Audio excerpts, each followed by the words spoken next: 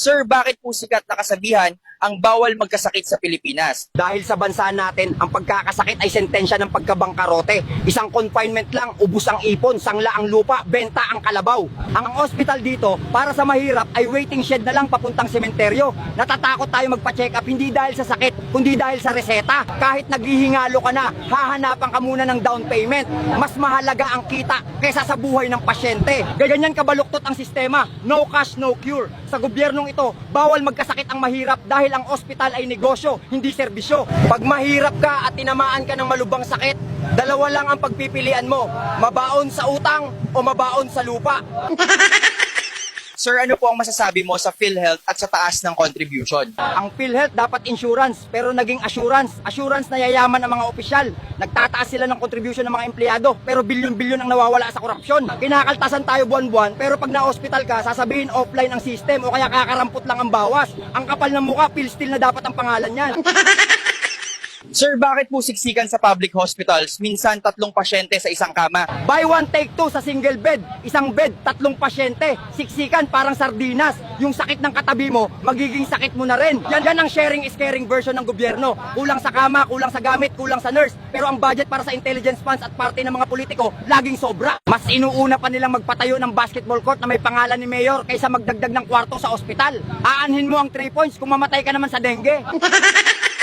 Sir, totoo po bang libre ang gamot sa health center? Libre kung meron. Kadalasan, ang sagot ni nurse, out of stock. Ang meron lang sila paracetamol at vitamin C. Yung gamot sa center, out of stock. Pero yung bulsa nila, overstock sa nakaw. Kung may sakit ka sa puso o diabetes, God bless na lang ang maibibigay nila sa'yo. Ang budget sa gamot, nagiging ghost medicine. Binayaran pero hindi dumating sa barangay.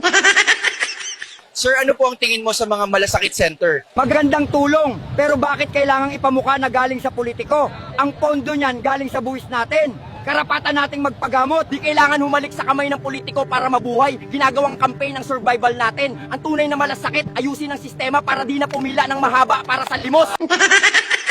Sir, totoo bang emergency room ang takbuhan ng lahat? Para sa mahirap, waiting room yan. Hihintayin mong mapansin ka habang naghihingalo. Pero pag mayaman o politiko ang dumating, kahit in-ground lang ang sakit, VIP room agad at may private nurse pa.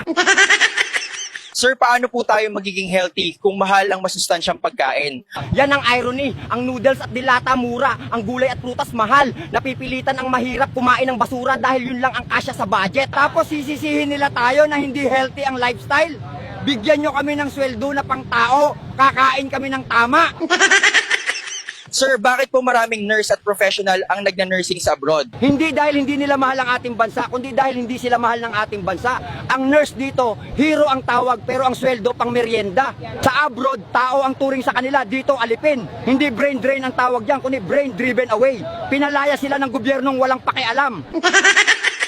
Sir, ano po ang masasabi nyo sa medical phenomenon sa gobyerno? Yung politikong biglang nagiging baldado at nagkakaroon ng malubhang sakit pag may kaso? Ang titibay ng katawan niyan pag nagnanakaw, pero pag may warrant na, biglang nagkakasakit at hospital arrest. Ang hospital, nagiging taguan ng mga kriminal na nakabarong. Sir, mensahe po sa mga opisyal ng health department. Subukan nyo magpagamot sa PGH o sa district hospital nang walang VIP treatment at walang bodyguards. Pumila kayo sa charity ward.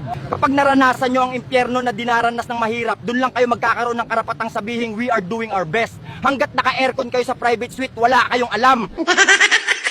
Sir, kailan po magiging pantay ang serbisyong medical? Pag ang mga politiko ay bawal na magpagamot sa private hospital o sa abroad, dapat ang batas, kung saan ka binuto, doon ka magpagamot. Kapag nakita kong nakapila na rin si Senator at si Mayor ng alas 4 ng madaling araw sa center para lang makakuha ng libreng gamot. Pag ang politiko, share na rin sa hospital bed. Yung tipong 2 pasyente sa isang higaan, tapos yung bantay nasa ilalim natutulog. Tignan natin kung makatagal sila ng 1 oras na amoy Zonrox at pawis ang paligid. Baka gumaling agad sila sa takot. Pag naramdaman nilang mamatay na lang kakahintay ng approval, diyan pa lang nila ibabalik ang bilyong pondong nawawala. Pag sila na ang nakahiga sa katring amoy ihi at pinapaypayan lang ng karton dahil walang aircon, sigurado ako, bawat ward magkaka-aircon at ICU sa loob ng 24 oras. At pag naranasan nilang masungitan ng nurse at sabihang out of stock ang paracetamol, pustahan tayo. Bukas na bukas, world class na ang mga pampublikong ospital.